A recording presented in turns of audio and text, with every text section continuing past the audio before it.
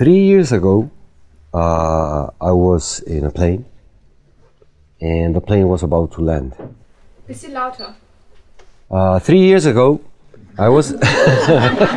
Thank you. 3 years ago, I was in a plane, and the plane was about to land, and something really happened that changed, that gave me the last push to change totally my life.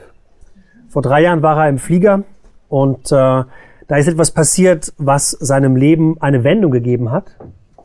What happened was that, you know, the lady said this, and I could hear probably the plane had 200 passengers, and the first thing that the 199 passengers but me did was turn their iPhone on. Das Erste, was die Passagiere an dem Flug getan haben, war erstmal sofort, jeder ist auf sein Handy gestürzt, hat das Handy angemacht, weil das war ja das Wichtigste und Dringendste, was man natürlich nach dem Flug machen muss. Und das hat ihn sehr überrascht. And I just started to observe everyone else. And basically 90% of the people, because it was a very short trip, had junk mail. And nothing else. So, er hat sich gewundert, ein kurzer Flug, 90 Minuten und jeder musste plötzlich ans Handy gucken, obwohl das, was da in den 90 Minuten gekommen ist, wahrscheinlich war das alles nur Spam. Why the despair of turning the phone on? And I said to myself, it was I was already very tired of living in a city that, like any big city, everything is competition. You know, we don't work to live anymore, we live to work. From my point of view, maybe the thing I've learned in life, which is the most important lesson, is that every time I follow the voice of my heart, I really reach safe port.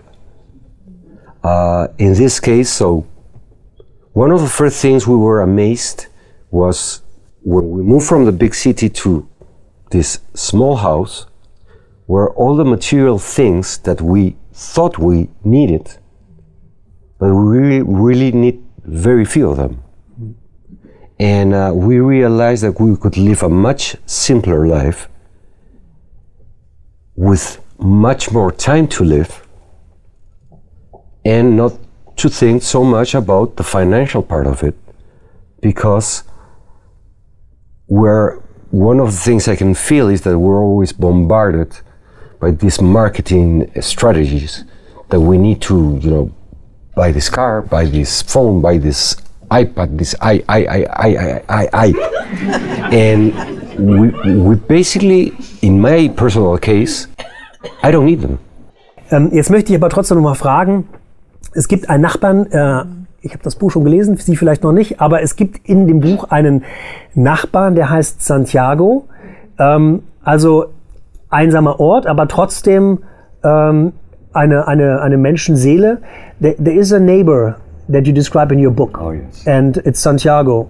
Santiago. So when you arrived, you weren't totally alone. So he was the first person that you've encountered. Yes. Der Träumer zögerte. Er sah sich um. Er drehte sich in alle Richtungen. Das atemberaubende Meer, der weiße Sand, die gebirgige Halbwüste. Das Fehlen jeglichen Anzeichens einer menschlichen Zivilisation. Er war glücklich. Kurz bevor der Träumer wieder zu seinem Jeep ging, rief er dem Fischer zu: Hey, wie heißt du? Santiago. Und du? Nenn mich einfach einen Träumer.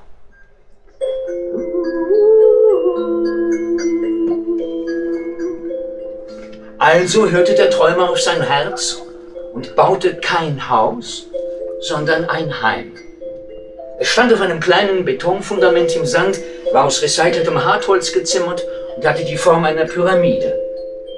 Er baute eine Windmühle, um die Windenergie zu nutzen. Das Haus war mit keinem anderen zu vergleichen. Das machte den Träumer glücklich. Er hatte endlich das Gefühl, ein Heim gebaut zu haben und keinen Käfig. 50 Meter vom Haus entfernt, da lag das weite Meer.